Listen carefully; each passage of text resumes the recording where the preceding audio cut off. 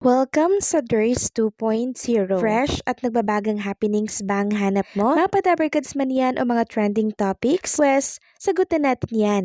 Kaya naman isubscribe nyo na ang ating channel para sa mga nagbabagang balita everyday.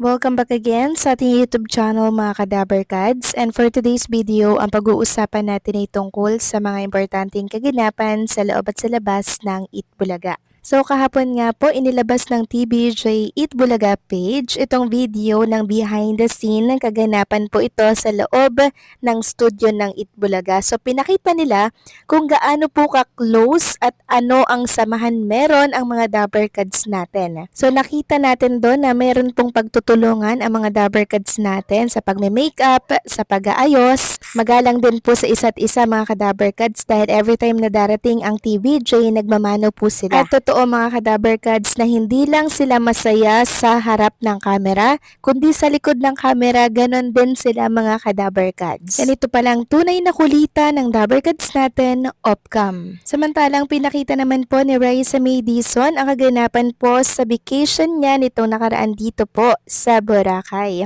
And nakita natin na sobrang husay pala ni Raisa May mag-jet ski. Angkas niya po dyan mga kadabarkads yung kanyang sister, and talagang nakita natin na hataw si Raisa May mag-drive. Tunay ngang in-enjoy at sinulit ni Raisa May Dizon ang ilang araw na vacation with sister dito po sa Boracay. Samantalang next topic naman tayo, pag-usapan natin ang tungkol naman dito sa ratings po ng Itbulaga at ng Katapatan po na programa from January 5 to January 8. Silipin natin mga kadabarkads kasi finally inilabas na din po ito.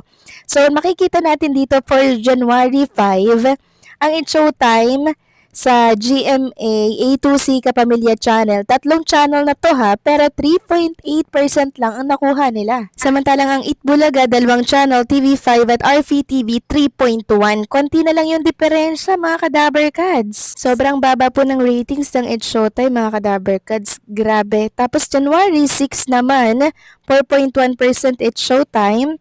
Ang Itbulaga naman ay 3.2. January 7 naman, 4.3 Showtime, tapos Itbulaga 3.2 ulit.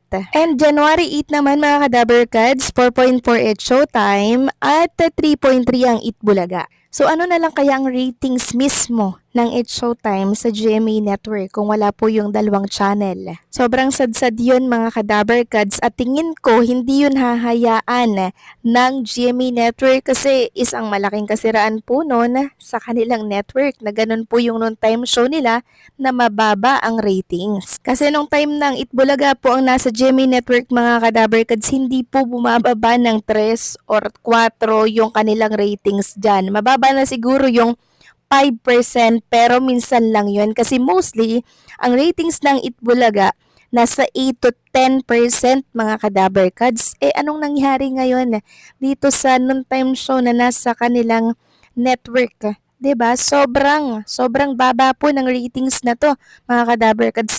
Kung nung nagkakagulo lang sanang halos host, 'di ba? Kinuha po ng GMA Network ang Tito Vic and Joey at sila na lang ang nag-produce ng naturang programa. Di sana, ang ganda po ng takbo ng noon time show sa kanilang network. Wala Hindi po kumibo ang malaking network bagkus hinayaan ng Tito Vic and Joey na magkaganon at magkasira, 'di ba? Di ngayon, humanap po ng panibagong tahanan ang Tito Vic and Joey. At finally, katagpuan nila ang totoong tahanan dito po sa Kapatid Network or sa TV5. At ngayon, namamayagpag po ang Itbulaga sa Kapatid Network. Congratulations sa Itbulaga.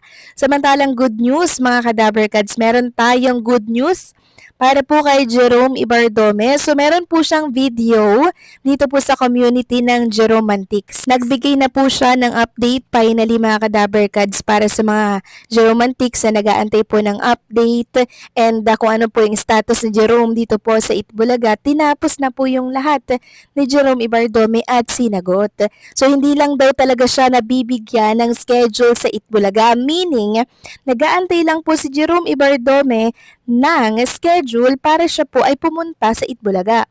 Pero hindi siya binibigyan ng Itbulaga.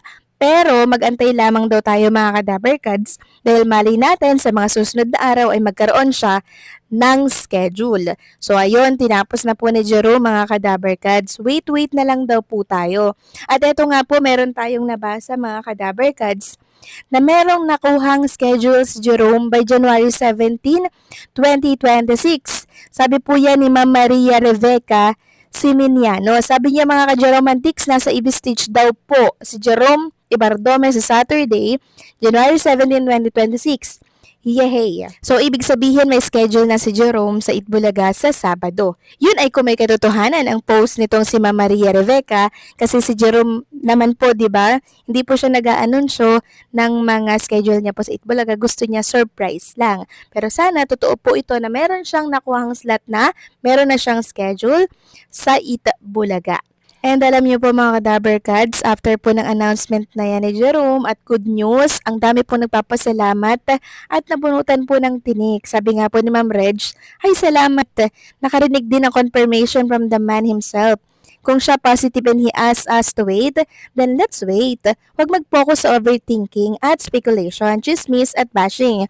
Stay positive lang. Just like Jerome, we will wait for you patiently. So yes, mga ka-Dabarkads, antayin lang natin, 'di ba? Kasi kung ano-ano na po yung nagkalat na chismis sa mundo po ng social media. Pero mabuti, narinig natin yung panic ni Jerome Ibardome na hindi lang talaga siya binibigyan ng schedule ng programa pong Itbulaga. Pero meron siyang time sa Itbulaga.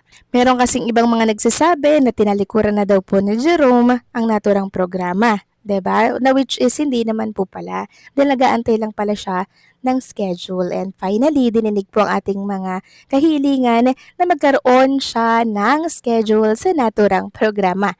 Kaya relax lang and patiently waiting tayo kay Jerome Cyrus Ibardome. At another good news mga ka-Dabarkads, panibagong announcement naman mula po ito sa isang producer na si Mr. Ramon R.J. Jacinto. Ang announcement niya para po sa Super Elvis Night event is sold out na po itong ticket nila doon. Grabe naman, ang bilis.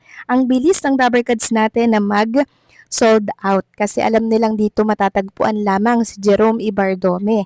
'Di ba? Kasi sobrang miss na po talaga nila itong clone po ni Elvis Presley. Ayan po ang laking nakalagay dyan na sold out na ang ticket. Kaya sa mga nakaabot ng ticket, congratulations. Sa mga hindi naman, antayin na lang natin si Jerome by January 17 sa Itbulaga. Kung may katotohanan man nga po, itong nabasa natin sa isang community na meron daw schedule si Jerome Ibardome. So sana totoo yun mga ka-Dabarkads kasi syempre panibagong kasiyahan na naman ito para sa mga Jeromantics na lagi pong nag-aantay ng schedule at ganap na Jerome sa Itbulaga stage. So paano mga ka-Dabarkads, hanggang dito na lamang po update natin at maraming salamat sa patuloy po na pagsuporta.